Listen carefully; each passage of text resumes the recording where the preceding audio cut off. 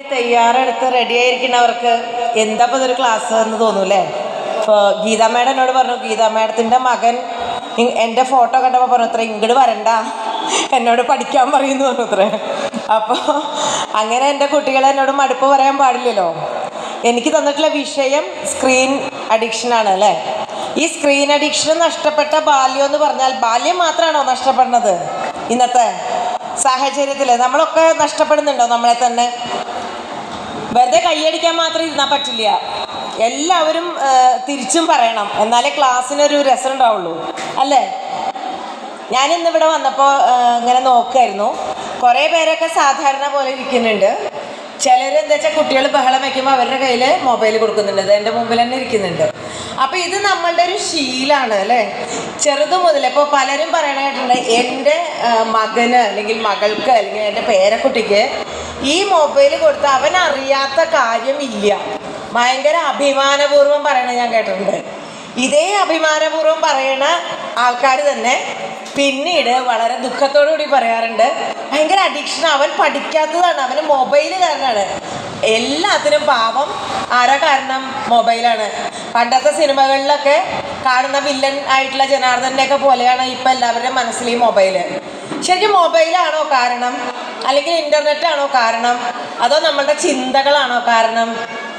എന്താ കാരണം? ആരാണ് മൊബൈൽ അഡിക്ഷൻ്റെ പ്രധാന കാരണം? എനിക്കുണ്ട് മൊബൈലിനോടുള്ള ഇഷ്ടം, ഞാനും നോക്കുന്നുണ്ട് മൊബൈലിന്. പക്ഷെ നമുക്കതിനെ എങ്ങനെ നിയന്ത്രിക്കാൻ കഴിയുമെന്നുള്ളിടത്താണ് ഇതിൻ്റെ ഒരു പ്രസക്തി ഇരിക്കുന്നത്. അതിന് ഒന്ന് രണ്ട് ഉദാഹരണങ്ങൾ വേണമെങ്കിൽ ഞാൻ പറയാം. ഇപ്പോൾ ഓട്ടിസ്റ്റിക് ആയിട്ടുള്ള ഒരു കുട്ടിയുടെ അമ്മ വന്നിട്ട് പറഞ്ഞു മൊബൈൽ ഇടയ്ക്ക് കൊടുക്കാറുണ്ട്, കാരണം ഭയങ്കര വാശി കാണിക്കുമ്പോൾ നമ്മൾ മൊബൈൽ കൊടുക്കാറുണ്ട്.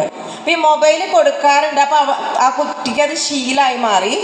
രാത്രി ഉറങ്ങുമ്പോൾ പോലും അറിയാതെ കൈകൊണ്ട് ഇങ്ങനെ ചെയ്യുന്ന ഒരു പ്രവണത കുട്ടിയിൽ കണ്ടപ്പോൾ മുതൽ ഞാൻ മൊബൈൽ മാറ്റാൻ ശ്രമിക്കാൻ തുടങ്ങി.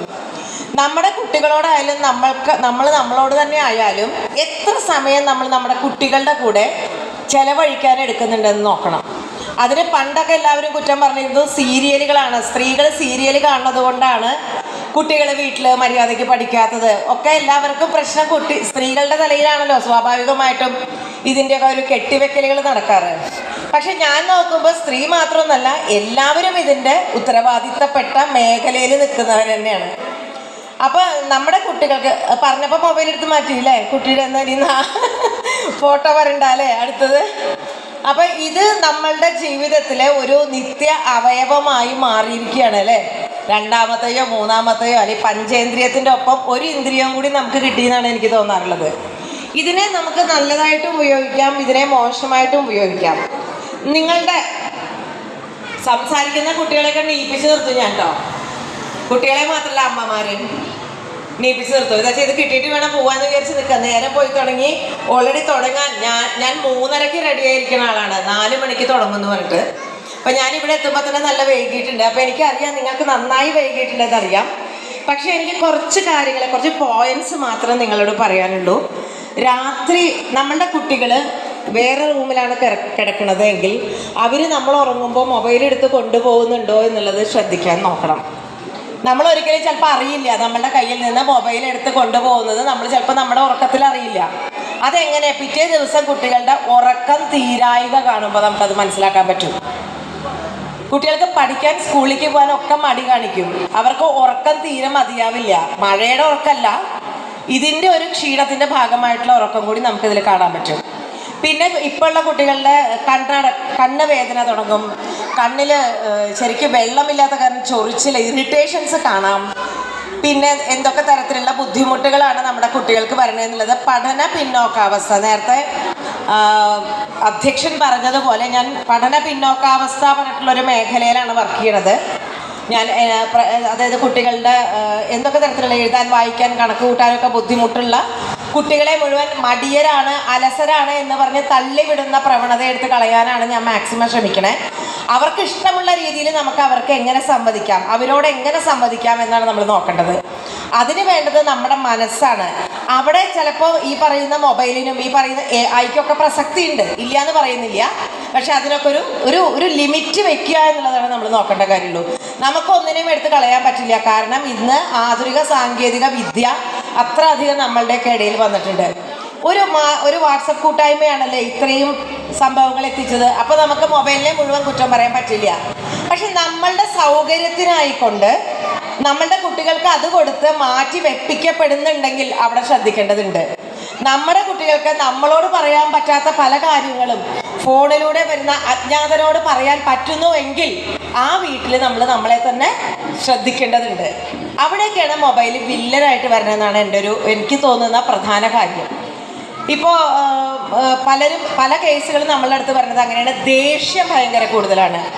നമ്മളുടെ കുട്ടികൾക്ക് ഇത് മൊബൈൽ കൊടുത്തില്ലെങ്കിൽ ദേഷ്യമാണ്, മൊബൈൽ വലിച്ചെറിയണു, സ്ക്രീൻ പൊട്ടണു, സ്ക്രീനിന് ഇത്ര രൂപയാണ് വില, അങ്ങനെ പല പ്രശ്നങ്ങളും പറയുന്നുണ്ട്.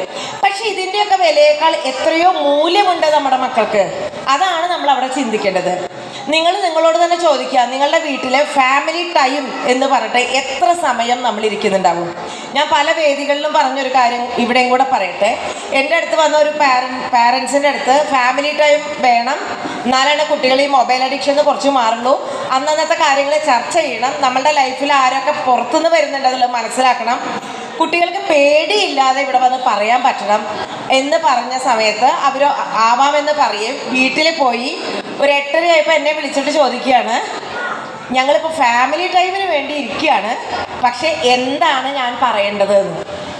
ഒന്ന് ആലോചിച്ച് നോക്കൂ. അച്ഛനും അമ്മയ്ക്കും കുട്ടികൾക്കും പരസ്പരം സംവദിക്കാനായിട്ട് വാക്കുകളില്ല എങ്കിൽ അവിടെ നമ്മൾ ചിന്തിക്കേണ്ടത് ഏതൊക്കെ ഘടകങ്ങളാണ് നമ്മളെ മക്കളിൽ നിന്നും മാറ്റി നിർത്തുന്നത് എന്നാണ്. അവർക്ക് കളിക്കാൻ പുറത്തു വിടാൻ ചിലപ്പോൾ നമുക്ക് താല്പര്യം ഉണ്ടാവില്ല. അവർ പോണ സ്ഥലങ്ങൾ ഇന്നത്തെ അപകടങ്ങളെ ആലോചിക്കുമ്പോൾ പുറത്തേക്ക് ചിലപ്പോൾ വിടുന്നുണ്ടാവില്ല. കുട്ടികളെ കാണാതാവുന്ന അവസ്ഥ, കുട്ടികളോട് കാണിക്കുന്ന ലൈംഗിക അതിക്രമങ്ങൾ, അപ്പോൾ പലതരത്തിലുള്ള ഹ്യൂമിലിയേഷൻസ് നമ്മുടെ കുട്ടികൾ അനുഭവിക്കുന്നുണ്ട്, പലതരത്തിലുള്ള ബുദ്ധിമുട്ടുകൾ നമ്മുടെ കുട്ടികൾ അനുഭവിക്കുന്നുണ്ട് തീർച്ചയായിട്ടും. അപ്പോൾ ഇത്തരം ബുദ്ധിമുട്ടുകൾ, ഇത്തരം അപകട അവസ്ഥകൾ നമ്മുടെ കുട്ടികൾക്ക് നമ്മളോട് വന്ന് പറയാൻ പറ്റുന്നില്ല എങ്കിൽ അതിനു വേണ്ടി കുറേ നാടകങ്ങൾ ചെയ്തിട്ടോ, അല്ലെങ്കിൽ കുറേ ടെലിഫിലിമുകൾ ഉണ്ടാക്കിയിട്ടോ, അല്ലെങ്കിൽ കുറേ പ്രസംഗങ്ങൾ പ്രസംഗിച്ചിട്ടോ, ഒരു കൗൺസിലിങ്ങിന് പോയിരുന്നിട്ടോ ഒന്നും കാര്യമില്ല. നമ്മളിലേക്ക് തന്നെ തിരിഞ്ഞു നോക്കുക. ഞാൻ എന്നിലേക്ക് തിരിഞ്ഞു നോക്കാൻ തുടങ്ങിയാൽ അവിടെ പ്രശ്നങ്ങളുടെ ഒരു പരിഹാരം കണ്ടെത്താനായിട്ട് സാധിക്കും. ഇന്ന് ഇതര ബന്ധങ്ങൾ കൂടുതലുള്ള കാലമാണ്, അതായത് വിവാഹ ഇതര ബന്ധങ്ങൾ കൂടിയ കാലമാണ്. അത്തരം ബന്ധങ്ങളിലേക്ക് പോകുമ്പോൾ അതറിയാതിരിക്കാൻ വേണ്ടിയിട്ട് പോലും അത് ഉണ്ടാവാനൊരു കാരണം മൊബൈലാണ്. അതറിയാതിരിക്കാൻ വേണ്ടി ചിലപ്പോൾ നമ്മുടെ കുട്ടികൾക്ക് മൊബൈൽ കൊടുക്കാതിരിക്കുന്ന അവസ്ഥ വരുമ്പോഴും കുട്ടികൾ ദേഷ്യത്തോടെ ചോദ്യം ചെയ്യാൻ തുടങ്ങുന്ന അവസ്ഥയുണ്ടാവും. കുട്ടികളിൽ പലരും ഇത് കാണുകയും പാരൻസിനോട് അകൽച്ച വരികയും ദേഷ്യം വന്ന് പ്രതികരിക്കുകയും ചെയ്യുന്ന കുട്ടികളെ ഞാൻ കണ്ടിട്ടുണ്ട്. അതിൻ്റെ ഭാഗമായിട്ട് പഠനം നിന്നുപോയ കുട്ടികളെ കണ്ടിട്ടുണ്ട്, വീട് വിട്ട് ഇറങ്ങിപ്പോയ കുട്ടികളെ കണ്ടിട്ടുണ്ട്. ഇന്ന് ന്യൂസിൽ കണ്ടു ഒരു ചെറിയ കുട്ടിയെ അടിച്ചു കൊന്നു, നിങ്ങൾ കണ്ടിട്ടുണ്ടായിരിക്കും. ഇത്തരം അവസ്ഥയിലേക്കൊക്കെ എങ്ങനെയാണ് നമ്മുടെ മനസ്സെത്തുന്നത്? നമ്മളുടെ മനസ്സിലെ ഇമോഷൻസിനെ വരെ പിടിച്ചു നിർത്താനായിട്ട് ഈ പറയുന്ന മൊബൈലിന് സാധിക്കുന്നുണ്ട്. ഭക്ഷണം കഴിക്കുമ്പോൾ മൊബൈൽ കൊടുക്കുമ്പോൾ കുട്ടികൾ ഭക്ഷണത്തിൻ്റെ രുചി അറിയാതെ കഴിക്കുന്നവരുണ്ട്. അതിൻ്റെ ഭാഗമായിട്ട് കുട്ടികൾ തടിക്കുന്ന, ഇന്നലെ എൻ്റെ അടുത്ത് വന്നൊരു കൗൺസിലിങ്ങിൽ പറയണത് കുട്ടിക്ക് 71 കിലോ മറ്റോ തൂക്കമുണ്ട്, ചെറിയ കുട്ടിയാണ്. അപ്പോൾ ഇത്രയും തൂക്കമുള്ള ഒരു കുട്ടിക്ക് ഈ മൊബൈൽ കാരണമാണ് ആണോ? അല്ല, അവർക്കത് ജീവിതശൈലിയുടെ ഭാഗമായിട്ട് മാറി. നമ്മൾ ജീവിതശൈലി രോഗങ്ങൾ എന്ന് പറയുന്ന പോലെ തന്നെ ഇന്ന് വേറൊരു ജീവിതശൈലി ആയിട്ട് വന്നിരിക്കുകയാണ് ഈ പറയുന്ന മൊബൈലുകളും അതിനോടൊപ്പം നിൽക്കുന്ന ഈ പറയുന്ന ഭക്ഷണങ്ങളും പരസ്പരം സംസാരിക്കാൻ പോലും താല്പര്യമില്ലാത്ത അവസ്ഥകളും. ഇത് ഒരാളുടെ വീടിൻ്റെ മാത്രം അവസ്ഥയല്ല കേട്ടോ, ഞാനടക്കമുള്ള എല്ലാവരുടെ വീട്ടിലെയും അവസ്ഥ തന്നെയാണിത്. നമുക്ക് പ്രസംഗിക്കാൻ വളരെ എളുപ്പമാണ്, പ്രവർത്തിക്കാനാണ് ബുദ്ധിമുട്ട്. അപ്പം നമുക്ക് എന്ത് ചെയ്യാൻ പറ്റും? ഈ പറയുന്ന സൗഹൃദ കൂട്ടായ്മകൾക്ക് ചെയ്യാൻ പറ്റുന്ന വലിയ കാര്യങ്ങളുണ്ട്. അതായത് നിങ്ങൾക്ക് ഒരു ദിവസം ഇത്ര മണിക്കൂർ മൊബൈൽ തൊടില്ല എന്നുള്ളൊരു തീരുമാനം എടുത്തിട്ട് അത് ഗ്രൂപ്പിൽ പറഞ്ഞ് എത്ര പേർക്ക് അത് പറ്റിയെന്നുള്ളത് നോക്കാം. അതുപോലെ തന്നെ നമ്മുടെ കുട്ടികളുടെ ഉള്ളിൽ ഇവർക്ക് ഇപ്പം എല്ലാതും ChatGPT പോലുള്ള സംഭവങ്ങൾ പോയി തൊട്ടാൽ വേണ്ടുന്ന എല്ലാ ഇൻഫർമേഷൻസും വലിയവർക്കും ചെറിയ ആളുകൾക്കും കിട്ടുന്നുണ്ട്. ഞാനും പലപ്പോഴും അത് ഉപയോഗിച്ചിട്ടില്ല എന്ന് ഞാൻ പറയുന്നില്ല. പക്ഷേ അവിടെ ഉറങ്ങിപ്പോകുന്നത് നമ്മുടെ ബ്രെയിനാണ്, അല്ലെങ്കിൽ നമ്മുടെ തലച്ചോറാണ്. അതിൻ്റെ ഉള്ളിലിരിക്കുന്ന പ്രവർത്തനങ്ങളാണ് നമ്മൾ ചിന്തിക്കണം. കാരണം ചിന്തിക്കാൻ നമ്മൾ മറന്നു പോവുകയാണ്. ഇന്ന് നമ്മുടെ കുട്ടികൾക്ക് സ്വപ്നങ്ങൾ വാങ്ങിക്കൊടുക്കുന്നത് പോലെ തന്നെയാണ് നമ്മുടെ കുട്ടികൾക്ക് വിവരങ്ങൾ വാങ്ങിക്കൊടുക്കുകയാണ് നിങ്ങൾ ചെയ്യുന്നത്. അവർക്ക് റൈറ്റ് ടു എഡ്യൂക്കേഷൻ എന്നുള്ള പോലെ തന്നെ അവർക്ക് എല്ലാത്തിനും റൈറ്റ് ഉണ്ട് എന്നുള്ള പോലെ തന്നെ നമ്മുടെ കുട്ടികളോട് ആവശ്യമായ സമയത്ത് നോ എന്ന് പറയാനുള്ള കഴിവ് നമുക്ക് ഉണ്ടാവണം. ഈ നോ എന്ന് പറഞ്ഞിട്ട് കുട്ടി കിടന്ന് ഉരുളുമ്പോൾ നമ്മൾ വേഗം യെസ് എന്ന് പറഞ്ഞിട്ട് കൊടുത്തു കഴിഞ്ഞാൽ കുട്ടിക്ക് എന്ത് മനസ്സിലാവും? കരഞ്ഞാൽ എനിക്ക് കിട്ടുന്നതാണ് ഈ പറയുന്നത് എല്ലാം എന്ന്. പിന്നെ നമ്മുടെ മക്കൾ ചിന്തിക്കേണ്ട ഒരു കാര്യം എന്താണെന്ന് വെച്ചിട്ടുണ്ടെങ്കിൽ, നിങ്ങളുടെ ജീവിതത്തിൽ നിങ്ങൾക്ക് എനർജി, ഇപ്പം നേരത്തെ പ്രസംഗത്തിൽ പറഞ്ഞില്ലേ, നമ്മൾ കൗതുകത്തോടു കൂടി ബാഗുകളെ നോക്കിയിരുന്ന അല്ലെങ്കിൽ പുസ്തകങ്ങളെ നോക്കിയിരുന്ന ഒരു കാലഘട്ടം ഉണ്ടായിരുന്നു എന്ന്. ഇന്ന് നിങ്ങൾക്ക് നിങ്ങളുടെ കണ്ണിൻ്റെ മുമ്പിൽ ഇതെല്ലാം നിങ്ങളുടെ കയ്യിൽ തരികയാണ് ചെയ്യുന്നത്. അപ്പം നിങ്ങൾക്ക് എന്താണ് ചെയ്യാൻ പറ്റുക? നിങ്ങൾക്ക് കിട്ടുന്ന ഈ അറിവ് നിങ്ങൾ വലുതായി നല്ലൊരു കരിയർ ഉണ്ടാക്കി നല്ലൊരു തൊഴിലെടുത്തു കഴിഞ്ഞാൽ നാളെ ഇതുപോലെ ബുദ്ധിമുട്ടുന്ന കുട്ടികൾക്ക് ഇത് പകർത്തണമെങ്കിൽ ഇന്ന് നമ്മൾ എന്ത് ചെയ്യണം? നമ്മളെ തന്നെ മാറ്റാനും നമുക്ക് എങ്ങനെ മുന്നോട്ട് വരാമെന്ന് നോക്കാനും അറിവുകൾ ഉണ്ടാക്കാനും കൂടുതൽ ശ്രമിക്കുക. അറിവുകൾ ഉണ്ടാക്കാൻ പുസ്തകങ്ങൾ വളരെ ആവശ്യമാണ്. പുസ്തകങ്ങളുടെ ഒപ്പം തന്നെ ഈ പറയുന്ന ഇൻ്റർനെറ്റ് നിങ്ങൾക്ക് ഉപയോഗിക്കാം. എന്തിനെക്കുറിച്ച് നിങ്ങൾക്ക് എന്ത് കരിയർ ഓപ്ഷൻസ് വേണോ അത് നമുക്ക് ഇതിൽ കേട്ടാൽ മനസ്സിലാവും. ഒപ്പം തന്നെ നമ്മളുടെ ബ്രെയിൻ നശിച്ചു പോയാലാണ് ഈ പറയുന്നവർക്കൊക്കെ മുന്നോട്ട് വരാനുള്ള താല്പര്യം കൂടുക. അപ്പോൾ ഒബിസിറ്റി, ഭയങ്കര തടിയൊക്കെ കാണുന്നുണ്ടെങ്കിൽ നമ്മൾ അവിടെ ചിന്തിക്കണം അതൊരു രോഗമായിട്ട് മാറിയിട്ടില്ല എങ്കിൽ ഇതുപോലുള്ള തോന്നുമ്പോൾ കഴിക്കുന്ന ഭക്ഷണത്തിൻ്റെ അവസ്ഥയാണോ എന്നുള്ളത് നമ്മൾ ചിന്തിക്കണം. കാരണം നമ്മൾ ഓടിക്കളിക്കുന്നില്ലെങ്കിൽ, നമ്മുടെ ശരീരത്തിലുള്ള എനർജി പോകുന്നില്ലെങ്കിൽ, വെന്റിലേറ്റ് ചെയ്യാൻ നമുക്ക് സാധിക്കുന്നില്ലെങ്കിൽ അത് പലതരത്തിലുള്ള പഠന പ്രശ്നങ്ങളായിട്ട് മാറുന്നുണ്ട്. ന്യൂറോ ഡെവലപ്മെൻറ്റൽ ഡിസോർഡർ ആയിട്ടുള്ള ഭാഗമായിട്ട് ADHD പറഞ്ഞിട്ടുള്ള പ്രശ്നങ്ങൾ ഉണ്ടാവാം. Attention deficit hyper active disorder എന്നാണ് പറയുക. അവർക്ക് പഠനത്തിൽ അറ്റൻഷൻ കുറവായിരിക്കും, പക്ഷേ ബാക്കി അവർക്ക് ഇഷ്ടമുള്ള കാര്യങ്ങളിലൊക്കെ നല്ല അറ്റൻഷൻ ഉണ്ടാവും. അതായത് ഗെയിമിൽ നല്ല അറ്റൻഷൻ ഉണ്ടാവും, റീലുകൾ കാണാൻ അറ്റൻഷൻ ഉണ്ടാവും, അവർക്ക് ഇഷ്ടമുള്ള പല കാര്യങ്ങളിലും വളരെയധികം ഏകാഗ്രത ഉണ്ടാവും. അവരെ സംബന്ധിച്ചിടത്തോളം ഇത്തരം കാര്യങ്ങളിൽ അഡിക്ഷൻ വന്നാൽ അവരെ അതൊന്ന് മാറ്റിയെടുക്കാൻ നമുക്ക് ബുദ്ധിമുട്ടുണ്ടാവും. ഇതുപോലെ നമ്മൾ നമ്മുടെ കുട്ടികളെ ഒന്ന് ശ്രദ്ധിക്കുക. നമ്മുടെ കുട്ടികളുടെ ഇഷ്ടങ്ങൾ എന്തൊക്കെയാണ്? നമ്മുടെ കുട്ടികളുടെ ആദ്യത്തെ സുഹൃത്താവേണ്ടത് നമ്മളാണോ അതോ മൊബൈലാണോ?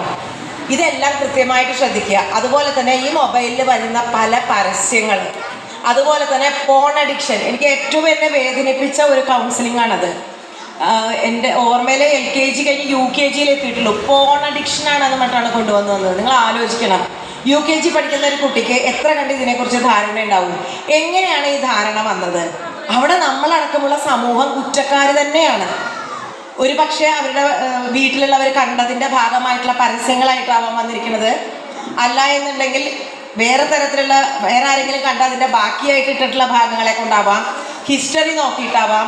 ഏത് രീതിയിലാണെങ്കിലും നമ്മളുടെ കൊച്ചു കുട്ടികൾക്ക് വരെ ഇന്ന് സെക്സിനെ കുറിച്ചിട്ടുള്ള വികലമായ സാങ്കല്പിക ലോകത്തേക്ക് എത്തിക്കുന്നുണ്ടെങ്കിൽ നിങ്ങൾ അവിടെ ചിന്തിക്കണം ആരാണ് ഇതിൻ്റെ പിന്നിലെന്ന്. നമ്മൾ വളരെയധികം ഒരു കുട്ടിയുടെ ഡെവലപ്മെൻ്റ് എന്ന് പറഞ്ഞിട്ടുണ്ടെങ്കിൽ അവൻ്റെ ബൗദ്ധികമായിട്ടുള്ള വളർച്ചയും കൂടിയാണ്. മാർക്ക് കിട്ടലും മാത്രമല്ല അടിസ്ഥാനം, ഒപ്പം തന്നെ നമുക്ക് വിവരം, അറിവ് നേടാനും കൂടി കുട്ടികളെ ശ്രദ്ധിക്കണം. ഇനി എന്തെങ്കിലും നിങ്ങൾക്ക് സംശയം ഉണ്ടെങ്കിൽ ചോദിക്കാം. എല്ലാവരും മിണ്ടാതിരിക്കണ കണ്ടപ്പോൾ എനിക്കൊരു കൺഫ്യൂഷനായി. സീരിയസ് ആയോ? ഇല്ല, എൻ്റെ മക്കൾ മാത്രം സീരിയസ് അല്ല, ബാക്കി എല്ലാവരും സീരിയസ് ആണ് അല്ലേ? ഇന്ന് ശരിക്കും ഏറ്റവും അധികം നമ്മൾ ബുദ്ധിമുട്ടുന്ന ഒരു കാര്യം തന്നെയാണ് മൊബൈല്. WHO കണക്കനുസരിച്ച് 12 വയസ്സ് വരെയുള്ള കുട്ടികൾക്ക് അരമണിക്കൂറാണ് മൊബൈൽ കൊടുക്കാൻ അനുവാദമുള്ളൂ. വെറും അരമണിക്കൂർ. നിങ്ങൾ നിങ്ങളുടെ കുട്ടികളെ കുറിച്ച് ആലോചിച്ച് നോക്കൂ. ഇന്നത്തെ കാലത്ത് പ്രാക്ടിക്കൽ അല്ല, ഞാൻ അരമണിക്കൂർ എന്ന് പറഞ്ഞാൽ പ്രാക്ടിക്കൽ അല്ലാന്ന് എനിക്ക് അറിയുന്നതുകൊണ്ട് ഞാൻ ചെറുതായി ഒരു മാറ്റം വരുത്തി. അരമണിക്കൂർ കഴിഞ്ഞ് കുറച്ചുകൂടെ മണിക്കൂർ അവരെ ബാക്കിയുള്ള കാര്യങ്ങൾ എൻ്റർടൈൻ ചെയ്യിപ്പിച്ചിട്ട് വീണ്ടും വേണമെങ്കിൽ ഒരു അരമണിക്കൂർ കൊടുത്തോളൂ. അതല്ലാണ്ട് ഇന്നത്തെ കാലഘട്ടത്തിൽ മുന്നോട്ട് പോകാൻ സാധിക്കില്ല എന്ന് എനിക്ക് കൃത്യമായിട്ട് അറിയാം. 12 വയസ്സ് കഴിഞ്ഞാൽ ഒരു 16 വയസ്സ് വരെയൊക്കെ 1 മണിക്കൂറാണ് ഉപയോഗിക്കാൻ പാടുള്ളൂ. നിങ്ങൾ ഓരോരുത്തരും നിങ്ങളുടെ കുട്ടികളെ കുറിച്ചൊന്ന് ചിന്തിക്കൂ. അവരെത്ര മണിക്കൂർ ഇതിനു വേണ്ടി ഇരിക്കുന്നുണ്ട്? എങ്ങനെ ഇതിൽ നിന്ന് പുറത്ത് കിടക്കാനായിട്ട് സാധിക്കും? അതിന് വേണ്ടുന്ന ആദ്യത്തെ കാര്യം ഫാമിലി ടൈമാണ്. നമ്മുടെ കുട്ടികളെ ചേർത്ത് നിർത്തലാണ്, അവരുടെ പ്രശ്നങ്ങൾ കേൾക്കൽ തന്നെയാണ്. വളരെ സീരിയസ് ആയിട്ടുള്ള ഒരു വിഷയമാണ് സത്യത്തിൽ. ഇത് വളരെ കുറച്ച് സമയം കൊണ്ട് പറഞ്ഞു തീർക്കേണ്ട ഒരു വിഷയമല്ല ഇതെന്ന് എനിക്കറിയാം. ഇത് ശരിക്കും ഒരു ഡിബേറ്റായിട്ടോ അല്ലെങ്കിൽ ഒരു ചർച്ചയായിട്ടൊക്കെ ചെയ്യേണ്ട ഒരു വിഷയം തന്നെയാണ്. എങ്ങനെ നമുക്ക് നമ്മളുടെ കുട്ടികളെ, നമ്മളുടെ വീട്ടിലെ ഓരോ കുട്ടികളെ മാറ്റിക്കഴിഞ്ഞാൽ സമൂഹത്തിൽ മൊത്തം മാറ്റങ്ങൾ വരും. അവർ മൊബൈൽ കണ്ടോട്ടെ, അവർ ഇൻ്റർനെറ്റിനെ അറിഞ്ഞോട്ടെ, അവർ കൂടുതൽ കാര്യങ്ങളെ മനസ്സിലാക്കിക്കോട്ടെ. പക്ഷേ അതിൻ്റെ സമയം നിങ്ങളുടെ കയ്യിൽ ക്ലിപ്തമാവണം. പാരൻ്റൽ കൺട്രോൾ എന്നുള്ള ഒരു സെറ്റിങ്സ് നിങ്ങൾ കൃത്യമായിട്ട് അറിഞ്ഞിരിക്കണം. ഈ പാരൻ്റൽ കൺട്രോൾ വെറും സെറ്റിങ്സിൽ മാത്രമല്ല, നിങ്ങളുടെയൊക്കെ മനസ്സിലും ഉണ്ടാവണം. ഒപ്പം തന്നെ നമ്മളും നമ്മളുടെ മൊബൈൽ ഒരു പരസ്യമായിട്ട് നിങ്ങൾ കണ്ടിട്ടുണ്ടാവാം, അല്ലെങ്കിൽ ടെലിഫിലിമായിട്ട് കണ്ടിട്ടുണ്ടാവാം. ആ അച്ഛൻ്റെ കയ്യിലുള്ള മൊബൈലായിരുന്നു ഞാനെങ്കിൽ എന്ന് ചോദിക്കുന്ന ഒരു കുട്ടിയുടെ ഒരു വീഡിയോ. ഇതൊക്കെ നമ്മളുടെ മനസ്സിലും നമ്മളുടെ കണ്ണുകളിലൂടെ കടന്നു പോകുന്നുണ്ട്. ഒരു കുറച്ച് സെക്കൻഡിൽ കൂടുതലാണെങ്കിൽ നമ്മളത് മാറ്റുന്നുണ്ട്. പക്ഷെ അതൊന്നും നമ്മളുടെ ഹൃദയത്തിൻ്റെ ഉള്ളിലേക്ക് കയറി വരുന്നില്ല. ഹൃദയത്തിനോട് ചേർത്ത് നിർത്തേണ്ടത് മൊബൈലുകളല്ല, നമ്മളുടെയൊക്കെ ജീവിതം തന്നെയാണ്, നമ്മുടെയൊക്കെ മക്കൾ തന്നെയാണെന്ന് പറഞ്ഞുകൊണ്ട് ഞാൻ ഈ ക്ലാസ് തൽക്കാലം അവസാനിപ്പിക്കുകയാണ്. നിങ്ങൾക്ക് സംശയങ്ങൾ ഉണ്ടെങ്കിൽ ചോദിക്കാം, ഇല്ലെങ്കിൽ ഞാനിത് തൽക്കാലം അവസാനിപ്പിക്കാം. കാരണം സമയം ഒരുപാട് വൈകി, 6 മണി കഴിഞ്ഞു. ഇനിയും ഇവിടെ പരിപാടികളുണ്ടെന്നറിയാം. ഏതെങ്കിലും ഒരു സമയത്ത് ഇതിനെക്കുറിച്ച് വലിയൊരു ക്ലാസ് കിട്ടുകയാണെങ്കിൽ ഞാൻ എടുക്കും. കാരണം അത്രയധികം പറയാനുണ്ട് നമുക്കിതിനെക്കുറിച്ച്.